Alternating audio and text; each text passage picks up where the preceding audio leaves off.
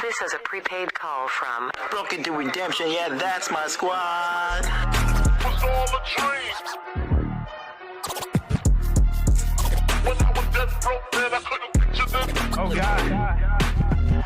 I need you to get me out again, God. I'm locked up behind these walls again, God. I got these chains, I'm shackled from my hands to my feet. If you get me out this one more time, God, I promise. Broken to Redemption. Inmate at the County Correctional Facility.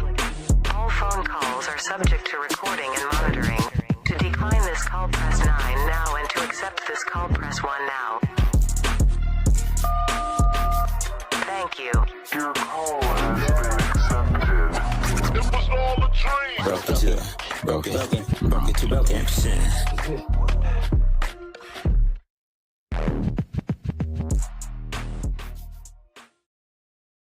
Yo, welcome back to another episode of Broken to Redemption podcast. I am your host, Brandon Scotto.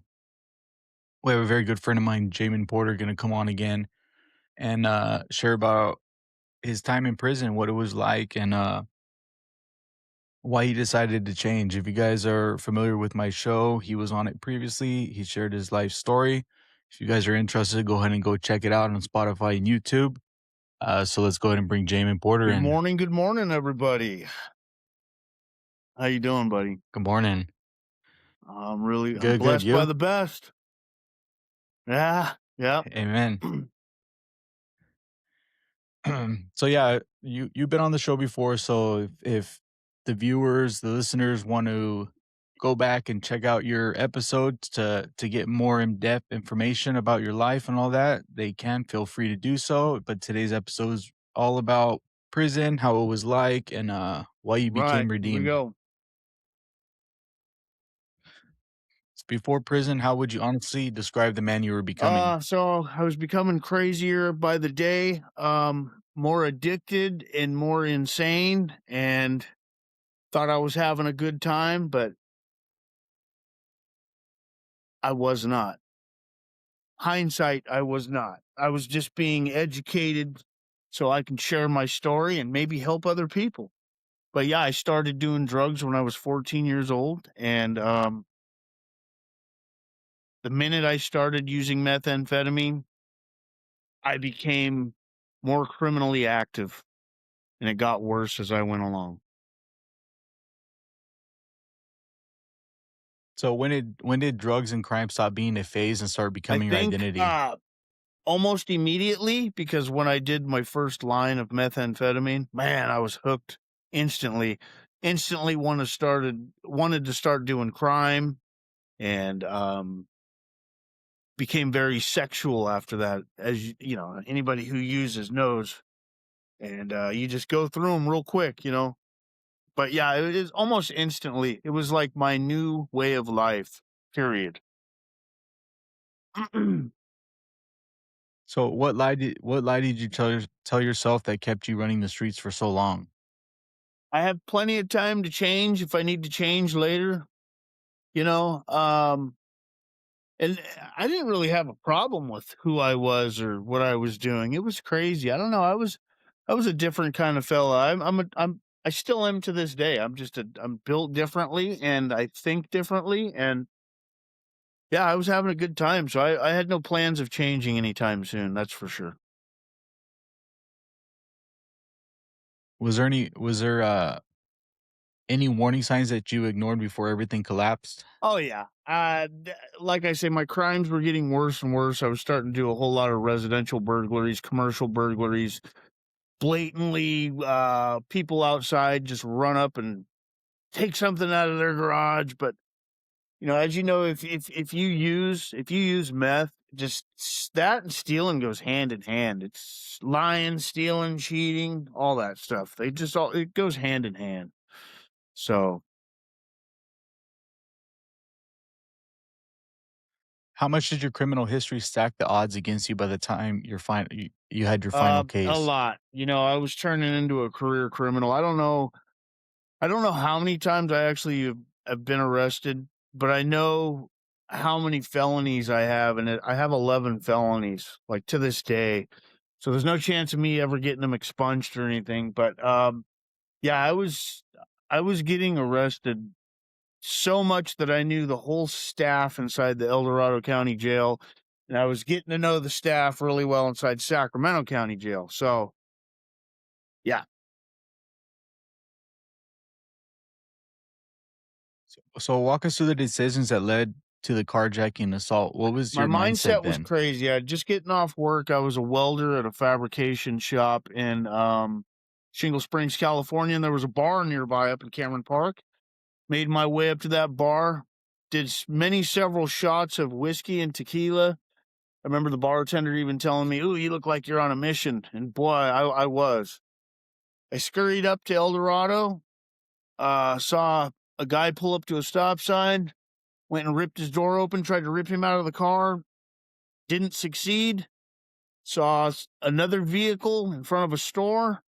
And there was a lady inside of a van, and I ripped her out of the van, jumped in that van, took off, hit a dirt road to these railroad tracks. Saw another guy in a car smoking meth by the railroad tracks. I was like, I want me some of that. And I get over to him, and I noticed there's a pit bull inside the van, by the way, staring at me. And that was a little unnerving. But anyway, I jump out of the van, I go running up to his car, and I was probably looking real crazy. So he starts his car and he starts doing donuts around me, and I'm like, this dude's trying to hit me. So I find a big old rock. I pick it up, wait for him to come around again, and throw it through his side window, and it hits him in the shoulder. Boom! Crashes his car into a ditch. By that time, I hear sirens everywhere because the carjacking was called in. And it's a small town, and there's cops everywhere. So I start running to my buddy Joe's house, which is very close by. And I'm like, wait a minute. Go back to the van, open the door. I want this pit bull. Take the pit bull. Pit bull follows me. And go to my buddy Joe's house. Sirens everywhere. I knock on his door. He's like, I know all that activities for you. Get out of here. Jump over his fence.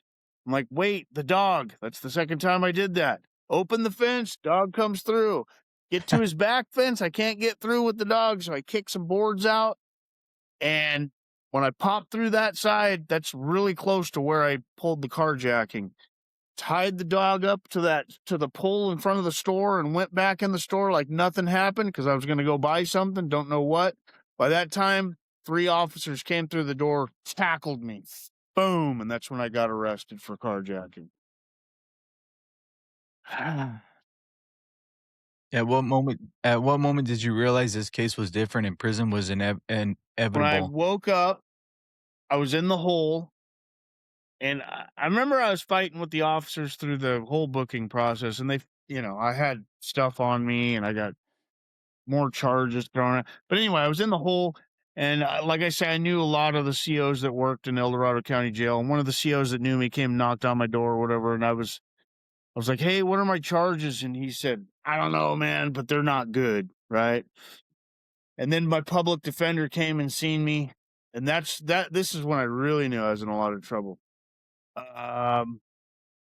He's like, hey, and I know this guy too. He's been my public defender many times before, and he says, hey, your charges aren't the same as before. These are serious. I'm like, what am I charged with? He said, attempted carjacking, assault with a deadly weapon, and great bodily injury, and they're trying to get you for kidnapping. So I was like, oh my gosh. So that's when I knew it was serious. And then I went to court a couple times, and they were offering me 12 years, 2 strikes, 85%. And I was like, oh my gosh. That's when I knew it was serious. So when the case was all said and done, when the judge said 5 years, what went through your Well, mind? I was like, man, that's a lot of time to do. And I said, Judge, I don't think I can do that. He said, well, you do what you can, and I'll do the rest. And I'll never forget he said that. It almost made me laugh, but I was shocked at the same time. So, yeah. Yeah. Who did you think about most when you were going to prison? Well, I was kind of seeing this chick at the time, So she was on my mind a little bit, but almost immediately she wrote me a letter, a Dear John letter. We separate, which I totally get. I would. Plus, you don't want to have a girlfriend when you're in prison anyway, because that's all you do is think about what they're doing. Yeah. But that was a lot. Right. I was thinking about that a lot. I didn't have really anything going on in life besides crime. So, and then again, in the back of my mind, I was like, "Oh, cool! I get to go to prison." Didn't really want to go for 5 Yeah. years, but here we go. Yeah. Yeah. So what was reception like mentally, emotionally, your first time It entering the was penitentiary? exhilarating. It was crazy. The things I seen was crazy. Like I finally seen some people that were crazier than myself. I went to DVI, which is Tracy, which is closed down now for good reason. That place was gladiator, off the hook. It was nuts. Um, there was actually a CO that fought somebody in his cell, took his belt off, cracked cell 240, fought him. There's cats everywhere. There's crazy people screaming and yelling. There was the Pisces doing their little call sign that they always do, just all night long. Seroquel being passed around everywhere. And the crazy thing is, I had an uncle that worked at Tracy for a long, long time. He wasn't there anymore. I think he ended up running into some trouble. I don't know if he was bringing stuff in or whatever. But anyway, yeah, it was a sensory overload, and I had a cellie that he'd done like 4 terms OG guy. He was telling me everything I needed to know when I hit the yard or from this point on. You don't say this, you don't say that, you don't want to use that word. I know we're from El Dorado County and we use all these words, but we don't be using those where we're going. Like, oh, okay. So, yeah, that's how it was. So you said you had a great time in prison. What does that really mean without A great glorifying time. it? Well, for the life I was living, like everybody I looked up to, they've already been to prison. They're like, yeah, you hear all these stories and stuff, So I was like, cool. Now I'm going. Now I get to come home to all my homeboys and homegirls and tell them that, gonna make sure I get tatted up real good in here too. It's crazy, man. It's back then, like I said, I didn't have a lot going on, so I kind of wanted to be there, but yeah. So how did you become the first firefighter to go to fire camp, and what did that Okay, opportunity so represent? anyway, from Tracy, I went to High Desert, which is up in Susanville, and Susanville has 3 penitentiaries in one town. They're all right next to each other on the same, whatever 1,000-acre lot. But so I go to High Desert, and I finally see my counselor. They shotgunned me from Tracy to High Desert. I don't know why. So anyway, I get there and my counselor comes, talks to me, and she evaluates me, and she says, yeah, we're going to give you 36 points. So you're going to go to a level 3 yard. I'm like, oh, that sucks. She's like, so you'll probably just stay here in this prison. And then she leaves. So my mind's already ready. I'm going to be going here probably to the main line. She comes back a day or 2 later, and she said, we made a mistake. You're going to have 28 points, and we're going to send you to CCC, which is right next door. And CCC is where you can either stay there for the main line or you can go to fire camp. You have a chance to go to fire camp. But everybody's telling me you're not going to go to fire camp. Your crimes are too serious. And I get that. I was like, oh, that's a bummer. But it wasn't a bad place to be. Susanville. I was on the Cascade Yard. And I met a clerk. And he said, why don't you send in a kite and ask to go in front of the board to see if they'll override your charges so you can go to fire camp. And I was like, well, all right, I'll try it. And I put a kite in and I got a notice back. It says, yeah, you've been accepted to come in front of the board and tell your story. Tell us why you think you should go to fire camp. And the assistant warden that was a part of the board, he had family from El Dorado County. So me and him hit it off. And he's like, you seem like a really good guy. just on drugs and alcohol, running crazy?" I was like, "Yeah, it's exactly what happened." Like, normally I'm super nice. And he's like, "I'm gonna go ahead and take a chance. Don't let me down. I'm gonna send you to fire camp." I was like, "Oh, cool." So I went and did my firefighter training and my physical fitness training, and passed both of them with flying colors, and I went to fire camp. I was the first carjacker he'd ever sent to fire camp, is what he said. But then after I got to fire camp, I started seeing like vehicular manslaughter people come and stuff. What was crazy was they would come and they would parole before I even went home. I was like, dang. So yeah. But Damn. anyway, yeah. So do you think that when he gave you that chance and he's seen what you're about, do you think that opened his heart to allowing more people with worse crimes to go to fire camp? Maybe. Because I remember pleading to him too. I said, "Hey man, I'm just a different person when I'm on drugs and alcohol, you know." Maybe he got where I was like, I was a superstar in fire camp. So I don't know. I doubt he got word back that he's like, "Yeah, you made a good decision there, assistant warden." I doubt he cares, but but yeah, I was a superstar in fire camp. I was really good. It was really my whole dream was to, after fire camp, was to be a firefighter, a wildland firefighter, but I did other things. So what skills did fire camp give you that you still So carry today? tree cutting. The fire camp I went to was in Fort Bragg, and we were in the middle of the redwoods, and they concentrate on timber felling, tree cutting, and so they certify you to be timber fallers. There's 2 on each crew that are certified as timber fallers, and there's 5 crews in a fire camp.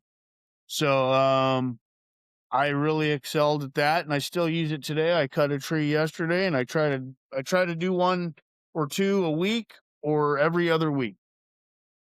But yeah, I still use that, and it's been a great income too, aside from my primary job. So did fire camp give you the real hope, or did it feel temporary It at the gave time? me a real hope. I really got into fire science.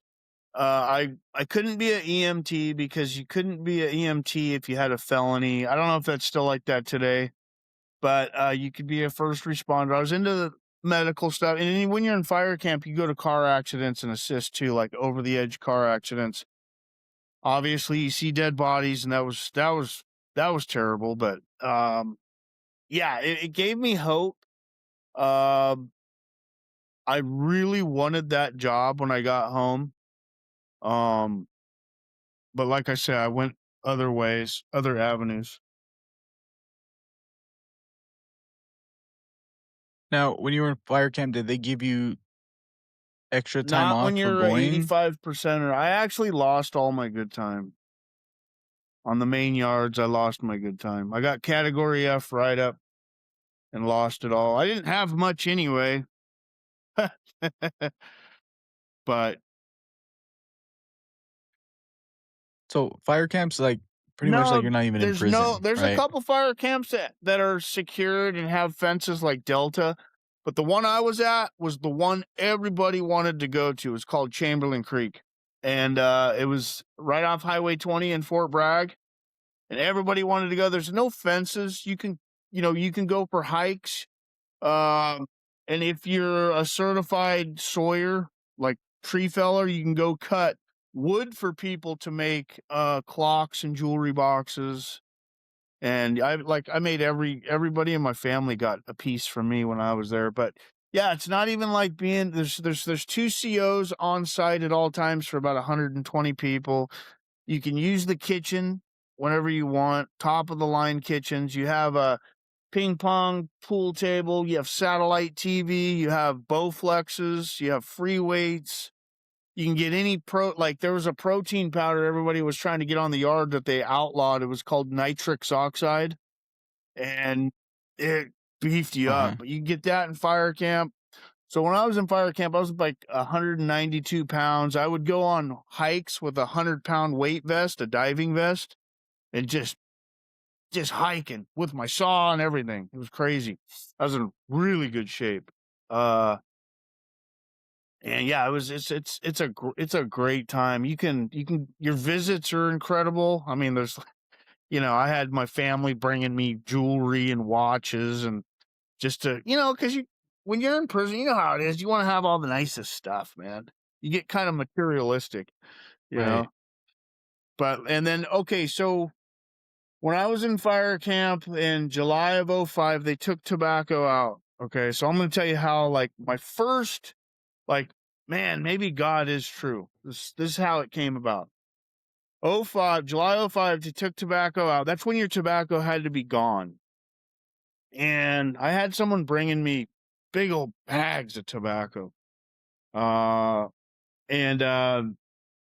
I always had it. And I kept getting busted with it, man. Like time and time again. And this cop, his name was CR, Ciudad Real. He was a Christian cop, CO, at the fire camp. And he caught me like 4 times in 2 weeks. And he's like, look, I don't write anybody up, but I'm going to need you to come up to my office and watch a Christian video tonight. I was like, all right, I'll do that. And he's like, get rid of all your tobacco or stop getting caught. One or the other. All right. So I go up to the office and he puts in this video. It's a creation science evangelist named Kent Hovind. And he is like the heavyweight young earth creationist of the world, anti-evolution guy. And I watched a video from that guy about the age of the earth. And I was like, wow, that blew I was hooked. That blew my mind. It was like a 7-part cassette tape. I ended up watching all of them. I didn't even get in any more trouble. I was just watching them on the strength, And that's when I was like, you know what, man, God could be real. He could be real after that. So anyway, that seed, Kent Hovind planted that seed back in 05. And I'm actually friends with him today. He's got 350,000 followers on his Facebook, and he's actually banned from YouTube. People hate him so much. That's when you know someone's really on fire. Is like you start getting banned off platforms, And he had like Right. 400,000 or 500,000 subscribers on YouTube. Lost them all. Didn't get any of his money that they owed him. But anyway, he's out in Alabama, and if you can look him up, Kent Hovind. He owns Dinosaur Adventureland, or runs Dinosaur Adventureland Ministry out in Lenox, Alabama. He wears $9 Walmart shoes. His car's got 350,000 miles on it. And he generates a lot of money, but it goes right back into the Lord. So he is it's how you're supposed to do it, how he does it.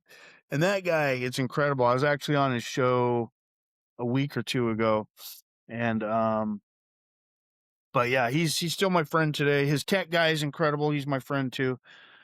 But yeah, so that guy's changed my whole life. And then he's also the one who convicted me enough to start a ministry. He's like, okay, so you have all this experience from drugs, crime, prison, sex, lying, cheating, stealing, all that.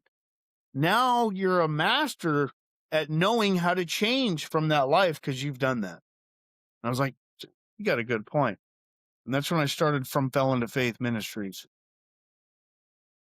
And, I started off making like 2 videos a week. Then I went to 3. Now I'm at 5 or 6. And now I just look for new ways to serve, man. Just to plant seeds everywhere. That's what we got to do, is plant seeds everywhere we go.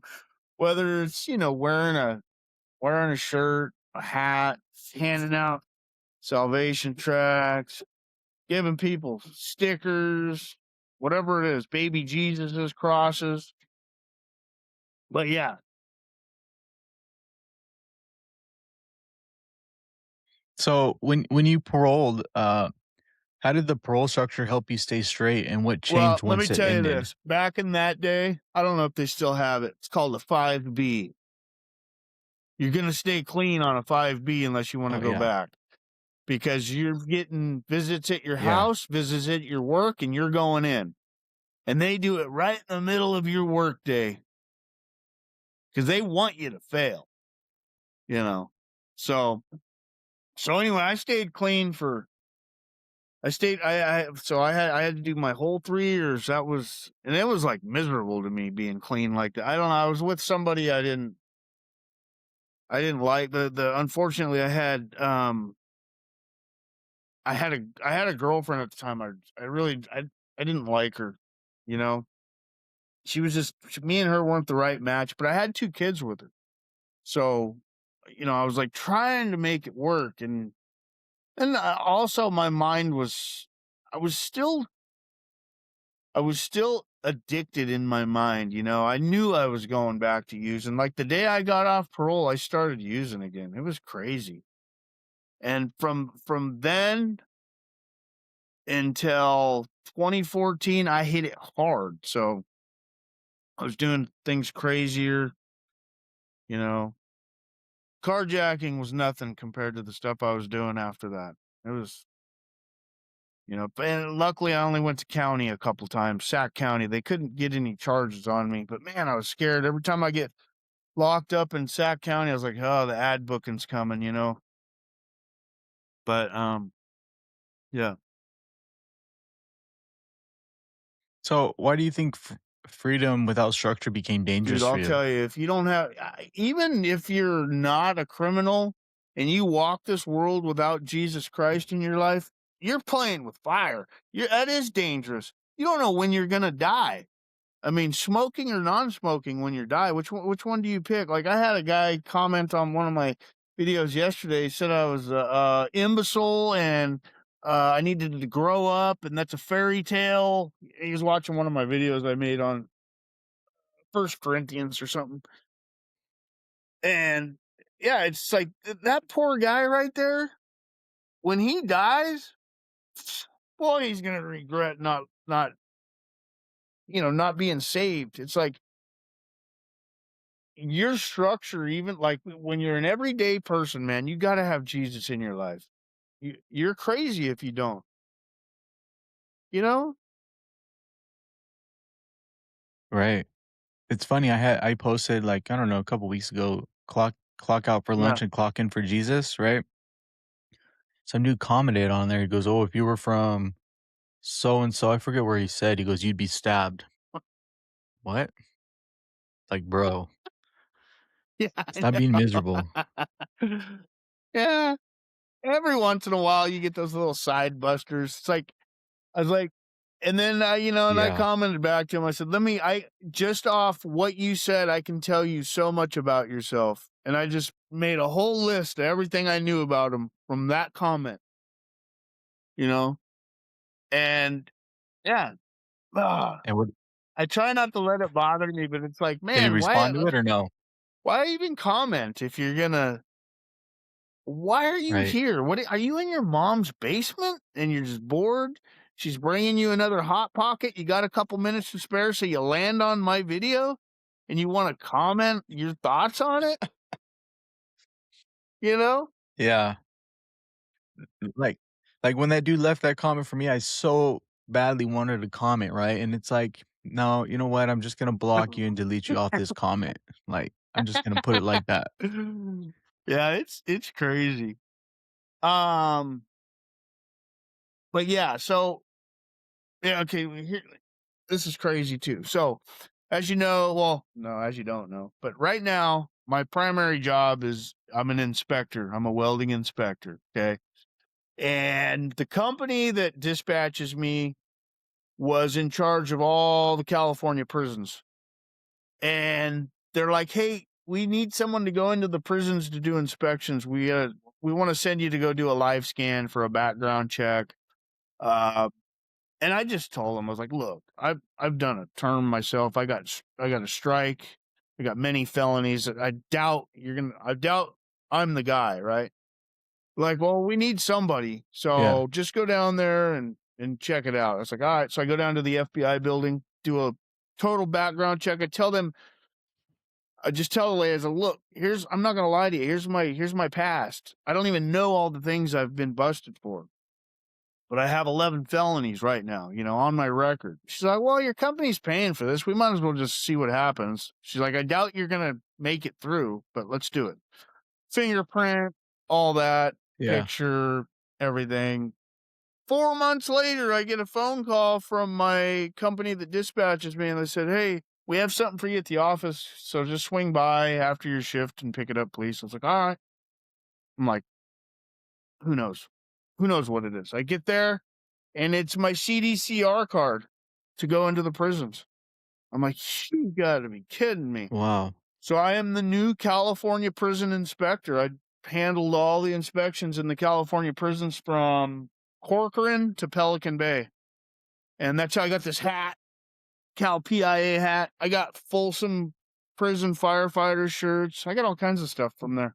But anyway, I was given my salvation tracts out to all the inmates. I just asked the CO, hey, can you mind if I give these to inmates? Because the inmates weld for me, and I got to certify them and to be welders and stuff. Yeah. And everybody wanted to be a certified welder. I said, okay, we will run a certification test on you, but I need you to read this. Can you read? Yeah. Okay, cool. If not, I'll read it to you. But anyway, I've sent you a lot of pictures and stuff from the yards, and yeah, it was what an incredible trip that is because with that card you walk right through the front gate, anywhere you want to go. I've been in pods and cell blocks, everywhere. Do welding inspections.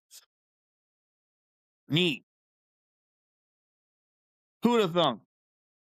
Yeah. That's badass. So when you were in fire camp and you seen that video about Jesus and the creation of earth, right? Did you surrender yourself to Jesus I did not. then? Like I say, I came out, I did my 5B of parole, started so from 2000 and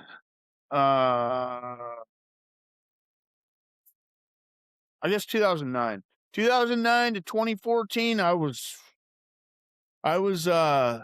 like I say, the carjacking was nothing compared to what I was doing then, and I was getting into some bad situations where I was getting shot at. And somehow this is another reason I know that God was real, is because there was this one time I got shot from point blank range, and it went by me and through my friend's window.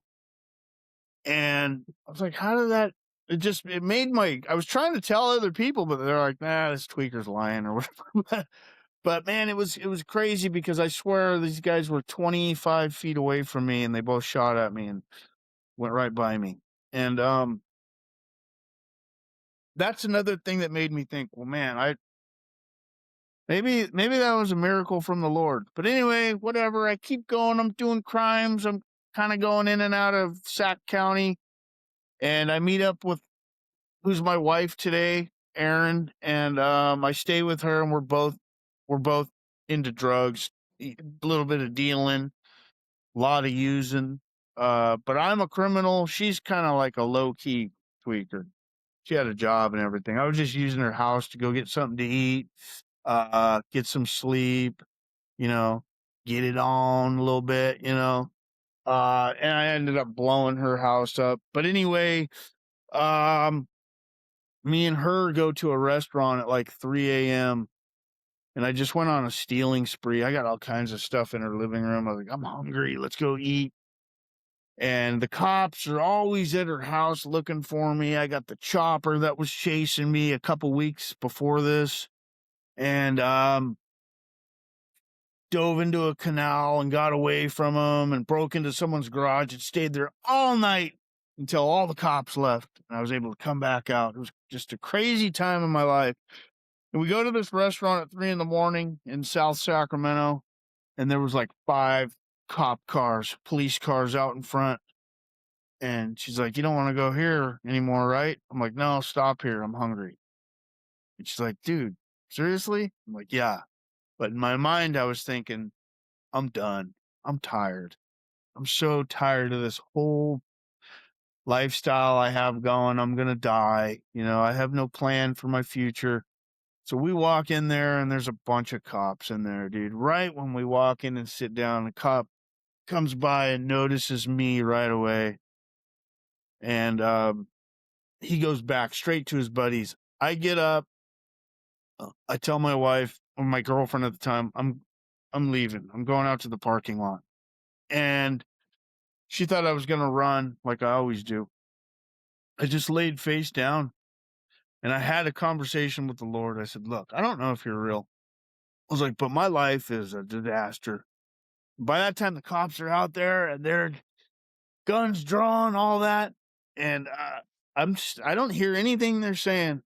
I got a pipe in my pocket. I got meth on me. I got counterfeit money on me, $100 bills. And I didn't even care. Just like, Lord, do something with my life if you're real. Show me how powerful you are.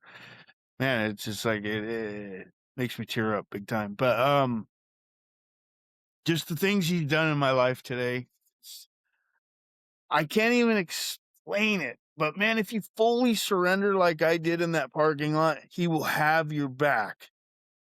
Like, dude, I had all those bills on me. I had meth on me. I had a pipe on me. Something went wrong with the testing of the meth. The bills, they did jam me up for those. They called me to booking and said, look, we ran your money through our authenticator, and these are all fake. I was like, dude, I got this from Walmart, man. But look, we can call the FBI and get them down here right now, or you can surrender these to us and just tell me they're fake. I was like, don't tell them they're fake. I was like, look, you can have them. I don't care about that money. But I got this from Walmart. So I was waiting to get ad booked for that. They didn't. They never did, bro. They never did. Like, from the time I got locked up to my recovery time when I got locked up was like a week, bro.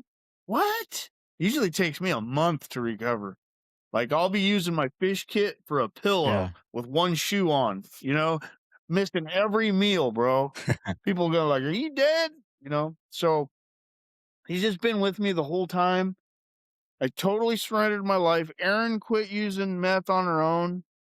We ended up, we had like 500 credit scores.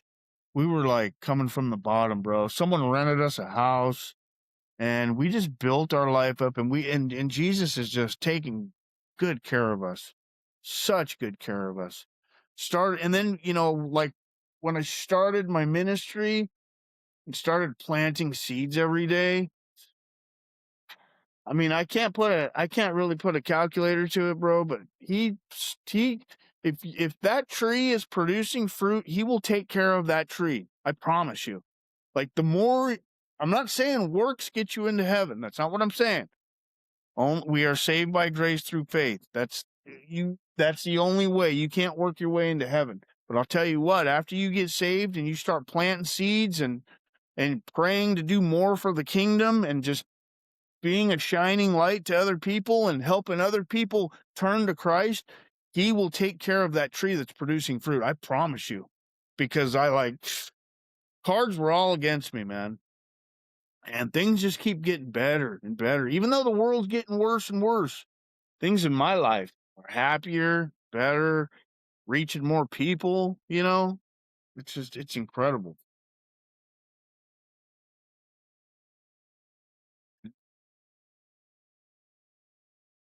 How did faith change the way you see your past crimes and the harm caused? Look, there's no way I can make up to all my victims. There's no, I don't even remember 90% of them. But boy, I had thousands and thousands of victims. No doubt about it. And I hurt some people really bad, no doubt about it. The only way I can make up for that is do what I'm doing today.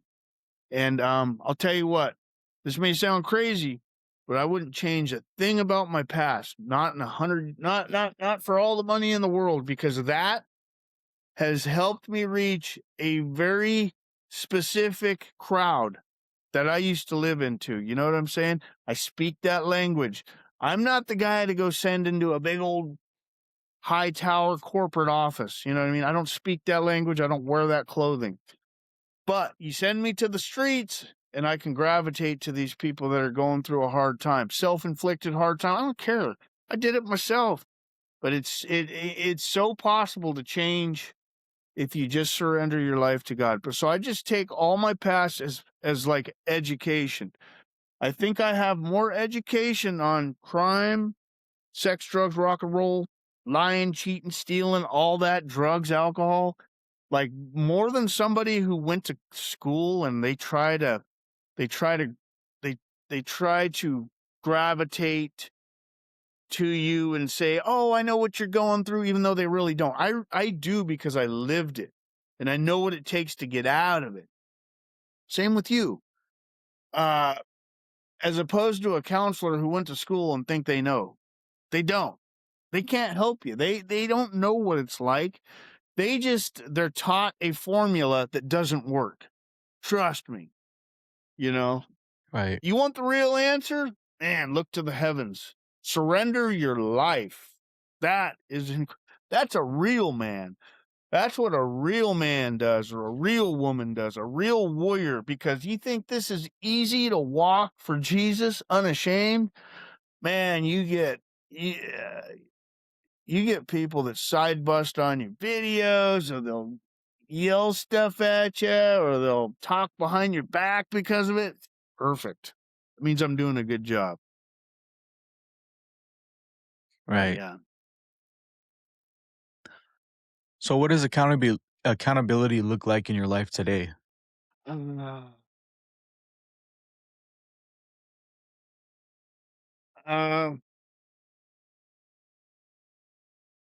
I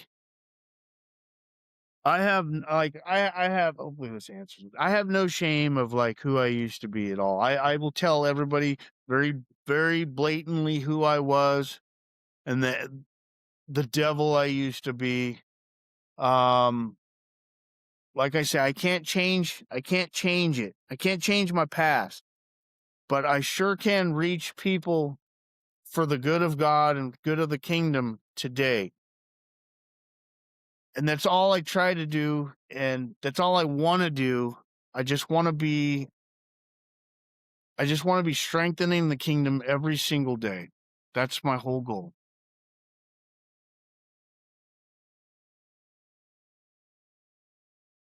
So if somebody is listening from a cell right now, what truth do they need to hear most? It's not hard to change your life. I mean, sure, it's hard in your head, but it's not hard. Here's the secret. The secret formula is just surrendering to God. God is a miracle maker. And if you build a good relationship with him, he's telling you he's going to take care of you. He always does. Does it mean you're not going to have trials, tribulations, hardships? No, absolutely not.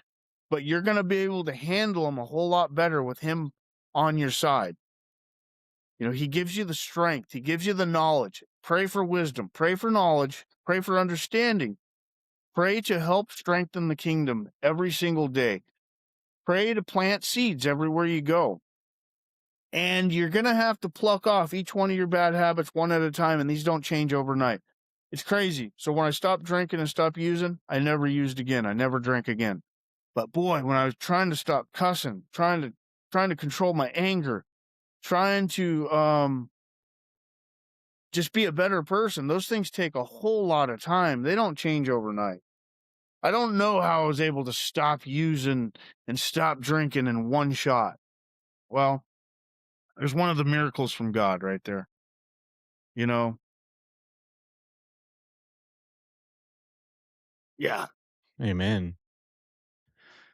That's Okay. all the Cool. questions. Yeah. And then you and your wife will be coming back on the Of February, 1st? yeah. Are we gonna be February the first 1st? ones? Yeah. All right. Yep. That'll be Sure fun. are. And me and my wife's Oh, story is awesome. gonna be on there too. Yeah. That's Yeah. awesome. Thank you. Hopefully this Yeah, thank reaches you. somebody today, and yeah. just, man, surrender to the Lord. That's the best advice you can give anybody on this earth. It's, I mean, we got a little dash in between two dates. What are you going to do with that dash? And it's not how you started, man. It's how you finish. Right now, we need more ministries Right. starting. Like we have a spiritual war. People don't realize this, but this spiritual war right now is now political. And it's blatant and you can see it. There is craziness happening right now that is evil. It's pure evil. We need people in ministry. We need to start standing our ground for Christ. That's what we need to do. That's what I got, man. Yeah, Hey, man, thank you, thank you for Brandon. coming on. Just hang on.